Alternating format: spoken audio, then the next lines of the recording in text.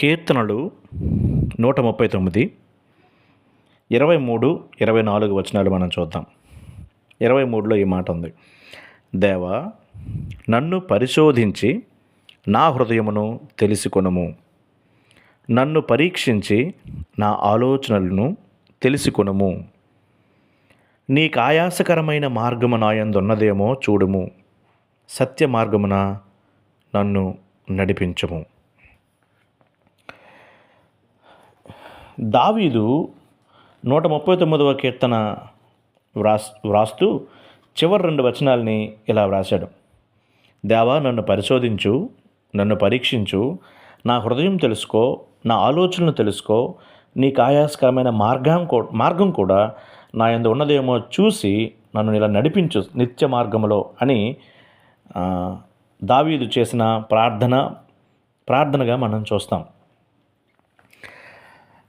క్రైస్తవ జీవితంలో దేవుడు మనల్ని పరీక్షిస్తాడు అన్నది నిర్వివాదమైనటువంటి అంశం. దేవుడు మనల్ని పరిశీలిస్తాడు, పరీక్షిస్తాడు, పరిశోధిస్తాడు. అయితే దేవుడు బైబిల్లో ఇంకొక దగ్గర కూడా ఇలాగ రాయించాడు, గలతీ పత్రికలో, మిమ్మల్ని మీరు పరీక్షించుకోండి అని.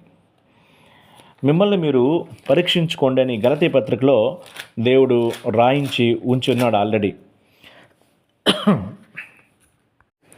గలతీ పత్రిక 6వ అధ్యాయం 4వ వచనం: ప్రతివాడును తాను చేయు పనిని పరీక్షించి చూచుకొనవలెను.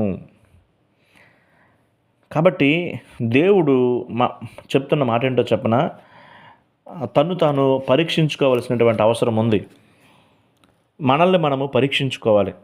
ఎవరికి వాళ్ళు పరీక్షించుకోవడం వలన చాలా మేలు జరుగుతుంది. సో స్వీయ పరీక్ష చాలా ఉపయోగకరమైందని ప్రభు మనతో మాట్లాడుచున్నాడు. అందుకే దేవుడు మీరు జాగ్రత్త పడండి, శ్రద్ధ వహించండి అని చెప్పినట్టుగా మనం బైబిల్లో మనం చూస్తాం. ఎక్కువసార్లు మీరు భయపడొద్దు అని చెప్పిన దేవుడు జాగ్రత్త పడండి అని కూడా చెప్పాడు. మనం ఎప్పుడు జాగ్రత్త పడతామంటే మనల్ని మనం పరీక్షించుకున్నప్పుడు, మన బలహీనతలు మనకు అర్థమైనప్పుడు, దేవుని సన్నిధిలో మనం కూర్చున్నప్పుడు మనకు అర్థమవుతుంది. ఒక చిన్న ఉదాహరణ మీ ముందు ఉంచుతున్నాను. 1989 జూలై 19న డెన్వర్ నుండి చికాగో వెళ్తున్నటువంటి ఒక విమానం ఉంది. ఆ విమానం పేరు యునైటెడ్ ఎయిర్ 232 అనే విమానం. ఆ విమానంలో విస్ఫోటనం సంభవించింది.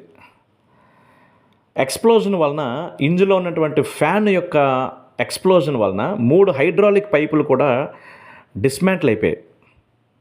అది ఒక 10 కోట్ల విమానాలు తీసుకుంటూ అందులో ఒకసారి మాత్రమే సంభవించగలిగినంత అరుదైన సంఘటన అంట అది. అయితే ఇన్వెస్టిగేషన్కి ఆదేశించారు. దర్యాప్తు జరిగినప్పుడు రిజల్ట్ ఏమొచ్చిందంటే, బద్దలైపోయినటువంటి ఫ్యాను పలక తయారు చేయబడిన టైటానియం లోహపు అచ్చు తయారు చేయబడినప్పుడు దానిలో మిగిలిపోయిన బహు చిన్న నైట్రోజన్ బుడగ వలన ఆ స్థాయికి వచ్చిందంట. సో ఆ టైటానియం మెటాలిక్ పైప్ అనేది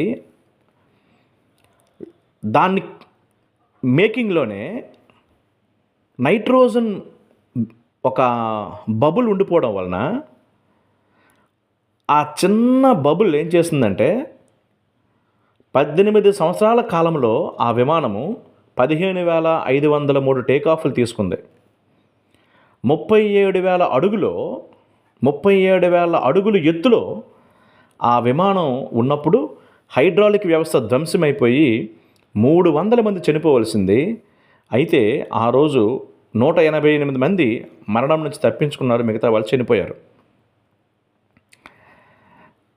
ఏమర్థమవుతుందంటే, ఒక చిన్న నైట్రోజన్ బుడగ ఆ టైటానియం లోహపు అచ్చులో ఉండిపోవడం వలన అతిపెద్ద ప్రమాదాన్ని కొని తెచ్చుకోవడానికి కారణమైంది. మన అంతరంగ స్వభావంలో కూడా దోషాలు చిన్న నైట్రోజన్ బుడగ లాంటివే ఉంటాయి. అంత ఈజీగా కనపడవు.